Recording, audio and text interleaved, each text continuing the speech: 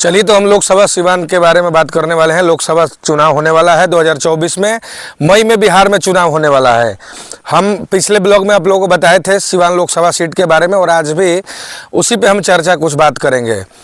देखिए, नया जानकारी बहुत सारी उभर करके आई है सिवान में। हम आपको पहली बार इसके पीछे भी बताए थे हम कि सिवान में जो कि इधर भी महागठबंधन हुआ है, वो 3 पार्टियां मिली हुई है, लोजपा, जेडीयू और बीजेपी। अभी तक संशय का विषय बना हुआ है कि कौन सिवान से सीट किसको मिलेगा और कौन सिवान से चुनाव लड़ेगा।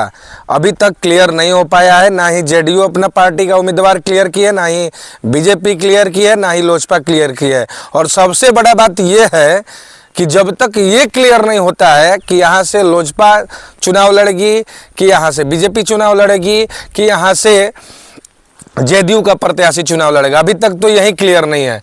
जब ये क्लियर हो गया तो इसमें से कोई अपना एक उम्मीदवार चुनेगा। हम पिछले बार बताए भी थे आपको कि जेडीयू से कविता जी जीती हुई थी और बीजेपी से ओम प्रकाश यादव जी जीते हुए थे। अभी हवा में एक और चर्चा आ रहा है।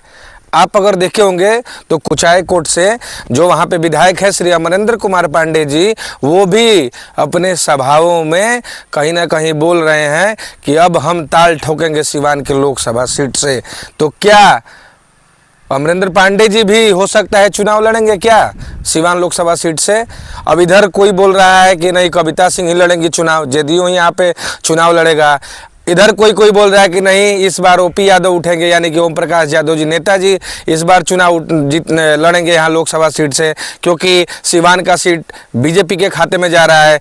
अब इसी में अमरेंद्र पांडे का एक नया हवा बह के आ रहा है कि अमरेंद्र कुमार पांडे जी चुनाव लड़ेंगे। अब ये बहुत संशय का विषय बना हुआ है कि आखिर यहाँ से चुनाव लड़ेगा कौन। अप्रैल मई में चुनाव है, मार्च है ही, अगला 1 महीना बाद चुनाव है। चुनाव का डेट भी आने वाला है लग रहा है, और अभी तक सिवान का उम्मीदवार ही कंफर्म नहीं हुआ है। और सिवान ही नहीं, बिहार में अभी काफ़ी संशय का विषय बना हुआ है, क्योंकि जो 195 सीट बीजेपी अपने पहले सूची में निकाली थी, उसमें आप देखे होंगे अनुसूचित जाति और युवाओं को भी मौका मिला है। और जो पुराने लोग थे, जो पुराने नेता लोग थे, उनको रिटायर किया गया है। तो बिहार में ये भी संशय का विषय बना हुआ है कि जो उम्र दराज लोग हैं, जो उम्र दराज पार्टी के सदस्य लोग हैं, विधायक है, सांसद हैं, उनका टिकट कटने वाला है। तो ये भी एक संशय का विषय बना है और डर भी बना है कि भैया कहीं मेरा टिकट तो नहीं कट जाएगा। बहुत सारे उम्रदराज लोग हैं बीजेपी में बिहार में।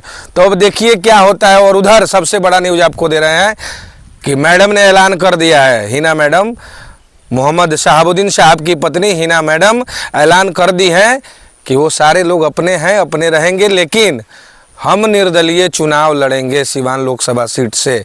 और इसीलिए एक और आपको हम बात बता देते हैं कि सिवान सीट से मैडम निर्दलीय चुनाव लड़ेंगी। इसी वजह से टूना जी पांडे महाराजगंज लोकसभा से आरजेडी से चुनाव लड़ रहे हैं। अगर मैडम चुनाव नहीं लड़ती तो टूना जी पांडे जो महाराजगंज से चुनाव लड़ रहे हैं, वो सिवान लोकसभा से चुनाव लड़ते हर हाल में, चाहे वो निर्दलीय क्यों ना ही लड़ें।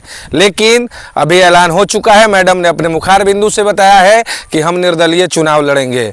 अब देखने वाली बात यह है कि उधर तो कन्फर्म हो गया है। और आरजेडी की बात करें, जो कि विपक्ष की सबसे बड़ी पार्टी है बिहार की, तो वहाँ से भी अभी क्लियर नहीं हुआ है, लेकिन उधर भी हवा में बातें कुछ का चल रही है, जिसमें श्री अवध बिहारी चौधरी जी का नाम आ रहा है कि वो सिवान के लोकसभा सीट से आरजेडी से चुनाव अवध बिहारी चौधरी जी लड़ सकते हैं। अब इधर 3 पार्टियां क्या करती है, कौन यहाँ पे फिक्स होता है कि सिवान से लोजपा लड़ेगा, जेडीयू लड़ेगा, बीजेपी लड़ेगा, और लड़ेगा तो क्या कविता सिंह जी चुनाव लड़ेंगी, ओम प्रकाश यादव जी लड़ेंगे, या नया उम्मीदवार कोई खड़ा होगा। तो पूरा अभी चुनाव को लेकर के एकदम बवाल मचा हुआ है, गहमा गहमी है एकदम। तो जो भी ताज़ा अपडेट होगा हम आप लोग को देते रहेंगे। अगर वीडियो अच्छा लगा मेरा तो हमारे चैनल को सब्सक्राइब कर लीजिए। हम आपको नया लोकसभा चुनाव पे अपडेट देते रहेंगे। मुझे जितना जानकारी है आप लोगों के समक्ष रखते रहेंगे अपने मुखार बिंदु के माध्यम से। अगर हमसे ज़्यादा आप कुछ जानते हैं तो मुझे अपडेट दीजिए, अगले वीडियो में आपका अपडेट हम जरूर देंगे। नमस्कार, प्रणाम, जय हिंद, जय भारत।